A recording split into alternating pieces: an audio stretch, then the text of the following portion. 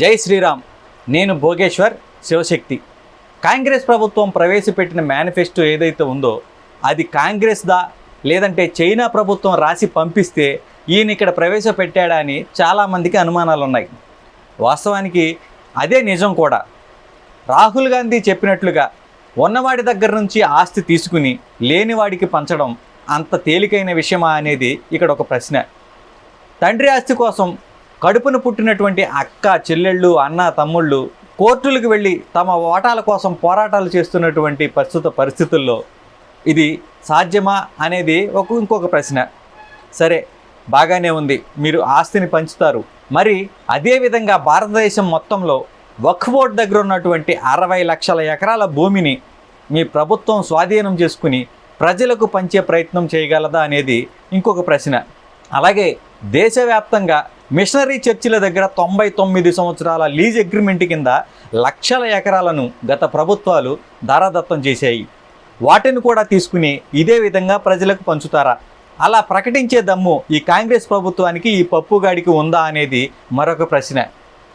మేము ఈ దేశంలో హిందువుల మధ్య బతకలేము, మేము విడిపోతాము అంటే 2 దేశాలను ముష్టిగా ఇచ్చినప్పటికీ కూడా జలగల్లాగా పట్టి పీడిస్తూ ఇక్కడే తిరుగుతున్నటువంటి వాళ్ళ కోసం లక్షల ఎకరాలు ఇచ్చిన వాటిని తిరిగి పంచే విధానం ఈ కాంగ్రెస్ ప్రభుత్వం చేయగలదా?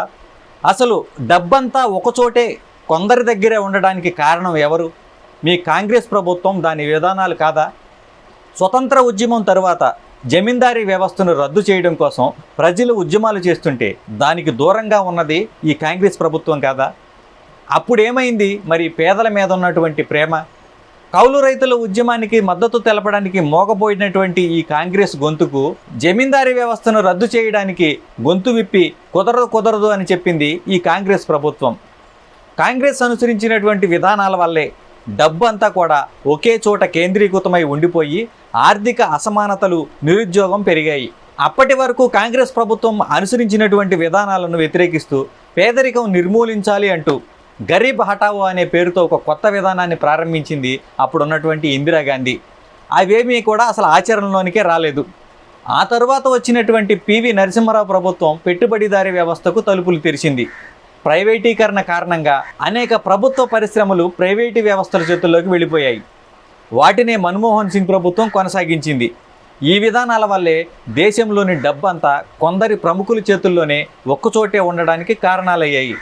ఇప్పుడు అదే కాంగ్రెస్ ప్రభుత్వం మళ్ళీ ప్రజలను మోసం చేయడానికి దేశవ్యాప్తంగా ఉన్న సంపదనంతా పంపిణీ చేస్తాం, లేని వారికి ఇస్తామని ప్రజలను పెద్ద ఎత్తున మోసం చేయడానికి సిద్ధపడుతుంది. అసలు అమలు చేయడానికే వీలు కానటువంటి హామీలను ఇచ్చి ప్రజలను మరింత పిచ్చివాళ్లను చేయాలని ప్రయత్నిస్తుంది కాంగ్రెస్ ప్రభుత్వం.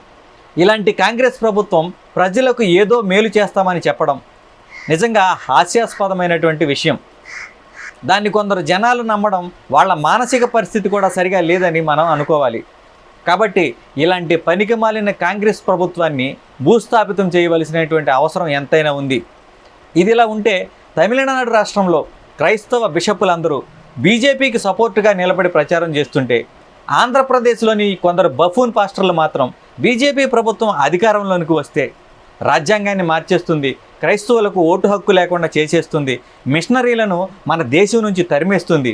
మరి అలా చేసేస్తే చైనా, బ్రిటిష్ వాడి ఆలోచనలను మన ఈ భారతదేశంలో ఎలా ప్రవేశపెట్టగలమనే ఆందోళనలో యూట్యూబ్లోను వాటిల్లోనూ లబోదిబోమని ఏడుస్తున్నారు.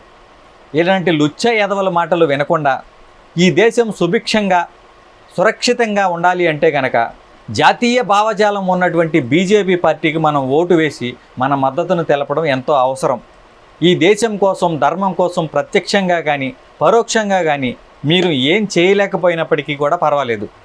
కానీ సెలవులు వచ్చాయి కదా అని చెప్పేసి పిల్లల్ని వేసుకుని షికారుకు తిరగకుండా ఓటు వేయడానికి పోలింగ్ కేంద్రానికి వెళ్ళి ఓటు వేయండి. లేదా అదే పెళ్ళాంతో కాపురం చేయడానికి కూడా పర్మిషన్ తీసుకోవలసినటువంటి పరిస్థితుల్లోకి వెళ్లాల్సి ఉంటుంది. కాబట్టి గమనించి అందరూ కూడా తమ ఓటు హక్కుని వినియోగించుకోండి. వేసిన ఓటు సద్వినియోగం అయ్యేలాగా హిందుత్వాన్ని కాపాడేటువంటి పార్టీలకు ఓటేయండి. జై శ్రీరామ్. భారత్ మాతాకి జై.